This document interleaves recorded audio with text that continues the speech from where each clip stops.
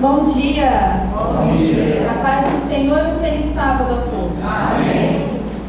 Eu comentei com o pastor, que ele falou, estava falando a respeito de que a igreja é uma igreja que sabe quem ela é, né? Eu vou discordar disso, eu vou dizer, a igreja não sabe. Por quê? Quase sempre o Senhor traz palavras sobre orgulho. E muitas vezes o Senhor quer falar individualmente com as pessoas da igreja e nós não captamos, não aceitamos aquela palavra de exortação para nós. Nós não conseguimos nos enxergar naquilo que Deus está falando. É uma igreja orgulhosa, é uma igreja arrogante. E Deus tem insistido várias vezes que existem membros na igreja que não entendem o que é dizimar e ofertar corretamente. E ele fala constantemente, já teve até um caso da filha falar para o pai, olha, essa palavra foi para você, não foi para mim, não foi para você. E hoje Deus vai falar muito sério com a igreja relacionado ao que significa o dízimo e a oferta, e que esse é um propósito de exaltação de Deus para o homem. Você pode abrir a tua Bíblia em Isaías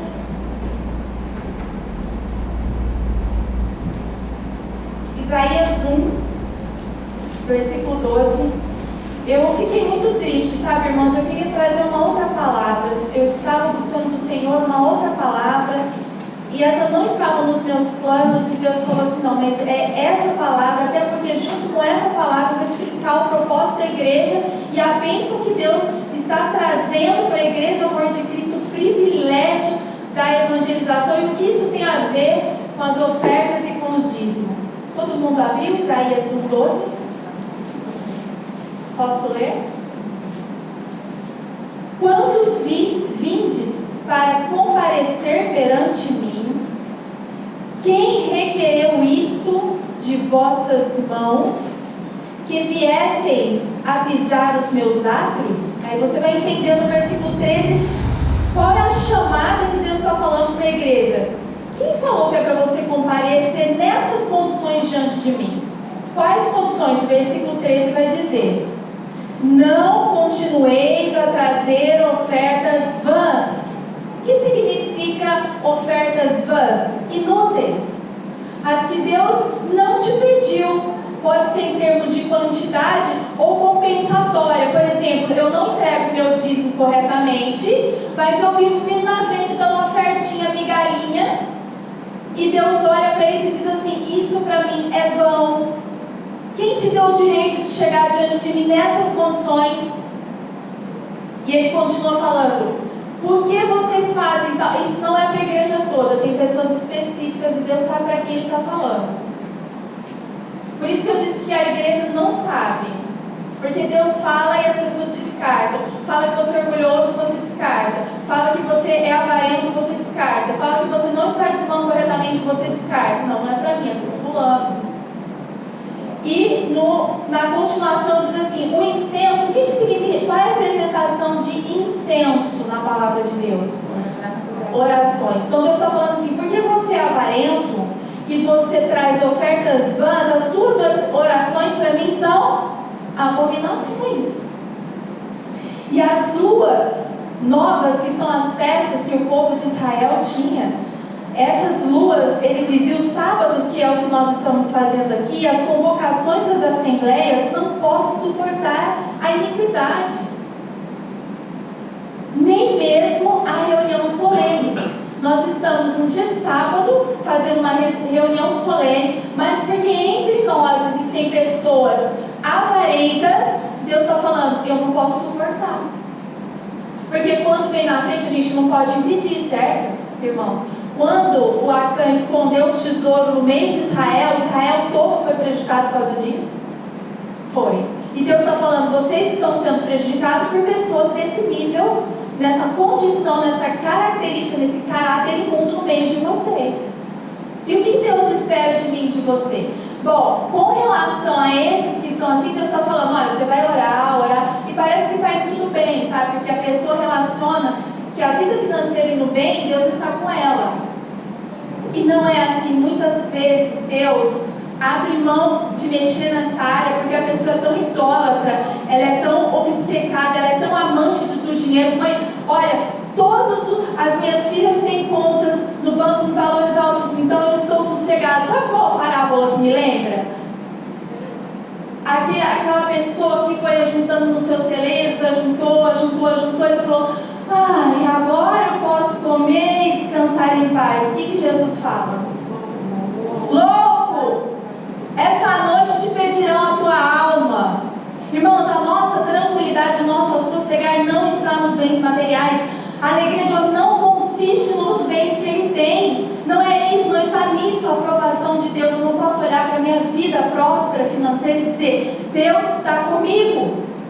Olhar na vida de uma pessoa que tem escassez, no sentido assim, não é tão abastado financeiramente, embora não falte nada, e dizer: Deus não está com ela.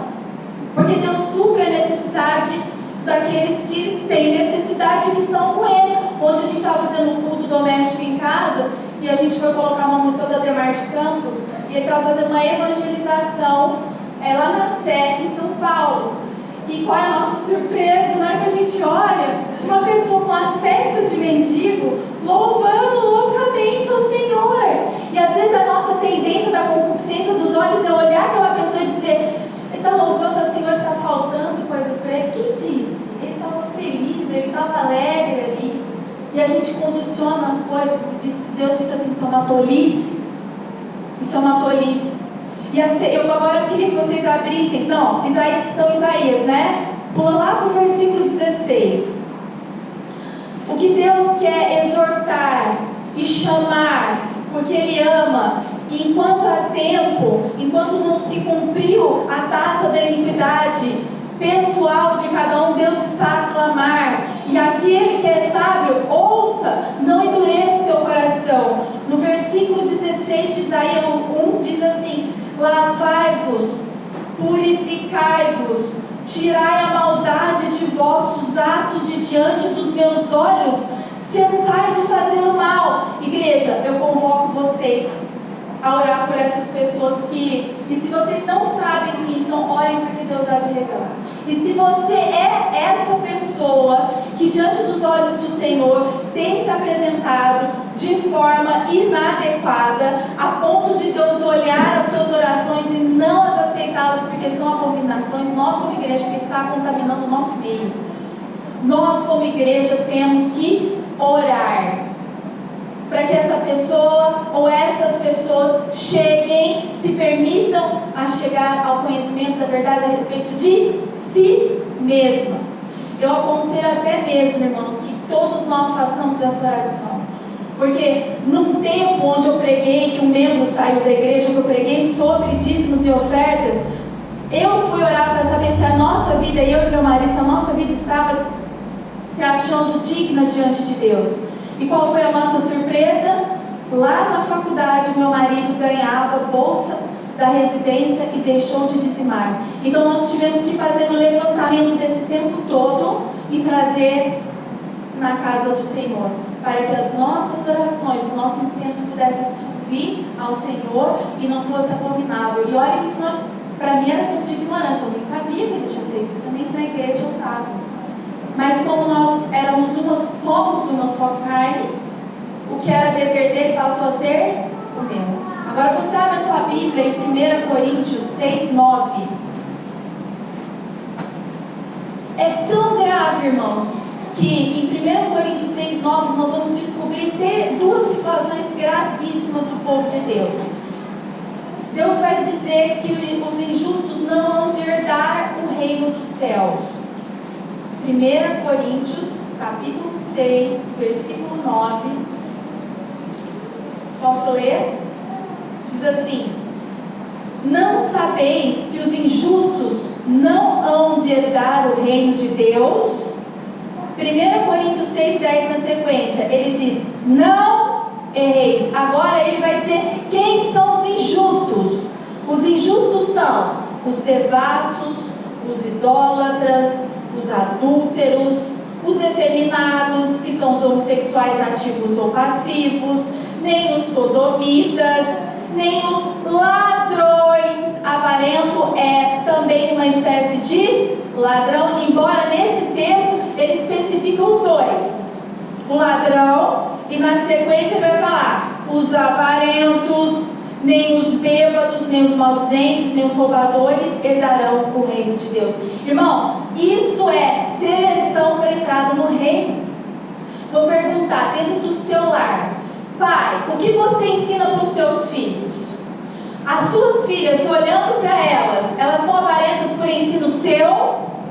Você diz que elas não podem comer algo que elas desejam, elas têm que pedir, porque às vezes o quilo está um pouco mais caro. Elas têm que chegar para pedir, porque onde já se viu?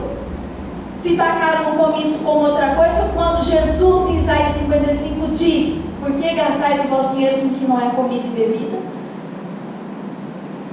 Qual o ensinamento que nós pais estamos dando para os nossos filhos dentro dos nossos lares? Isso são valores. E se chegar o tempo dos nossos filhos gerarem filhos, isso vai passando de geração em geração, que não vão herdar o reino dos céus, porque são avarentos. E avarentos são amantes de si mesmos. E agora, olha o problema que isso traz para nós, não só como congregação, mas agora, nesse momento específico, no tempo do fim. Olha o que a Ellen White fala para nós. Ao comissionar os discípulos a irem por todo o mundo e pregarem o Evangelho a toda criatura, isso está escrito lá em Marcos 16:15, Cristo designou aos homens a obra de propagarem o Evangelho.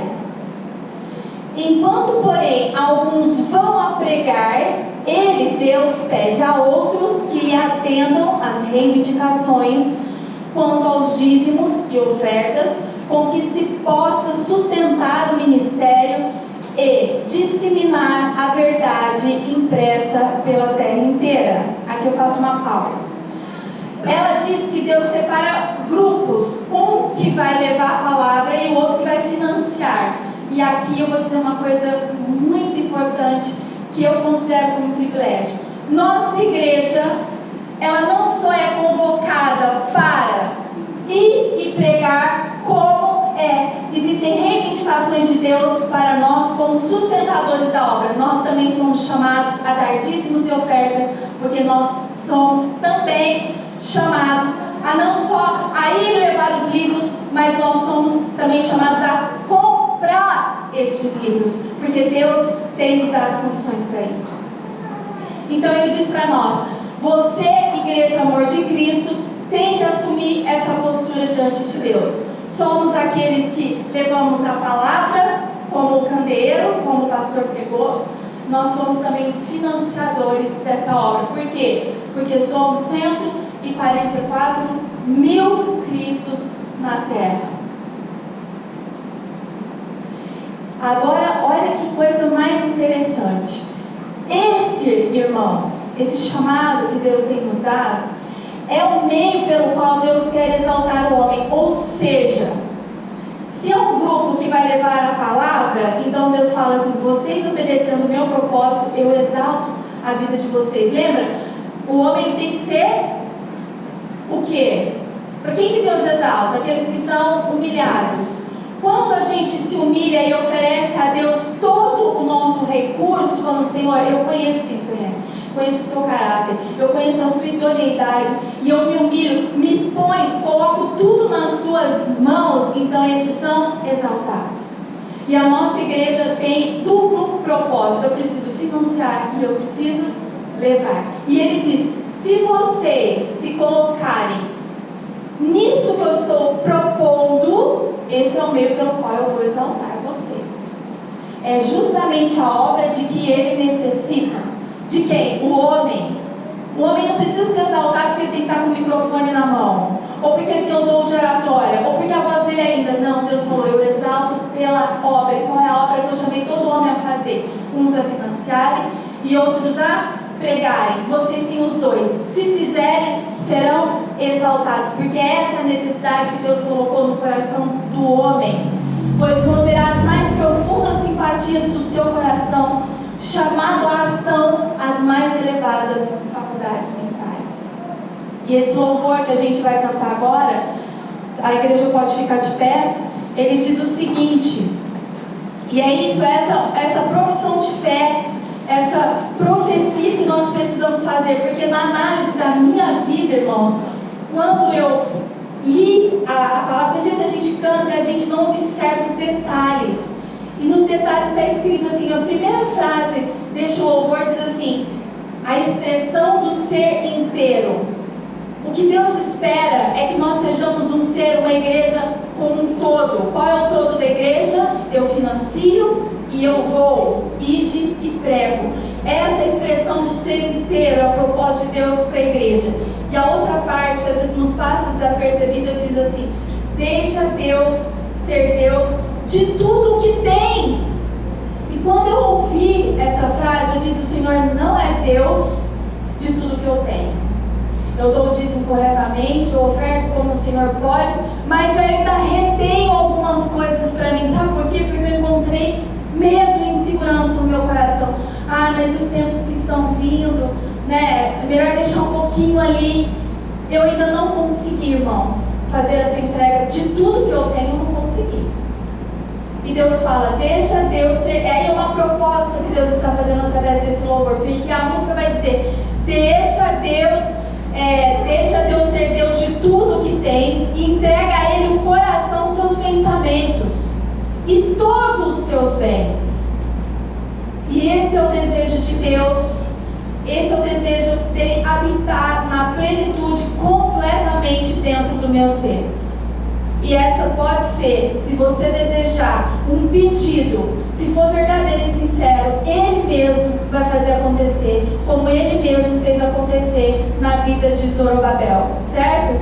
Tinha um monte imenso que impedia, que era aquele rei que diz, o Ataxerxes disse assim: ó, não vai construir mais. E Deus disse: vai construir. E Zorobabel creu naquela palavra, e as mãos foram empenhadas ao trabalho. Se você crê na palavra de Deus, e quem é Deus, e conhece o seu caráter e a profundidade do seu ser, nós, nesse momento, conseguiremos fazer essa entrega, não por nós, mas pelo Espírito de Cristo, que nos auxilia a fazer a oração que Deus quer ouvir de cada um de nós.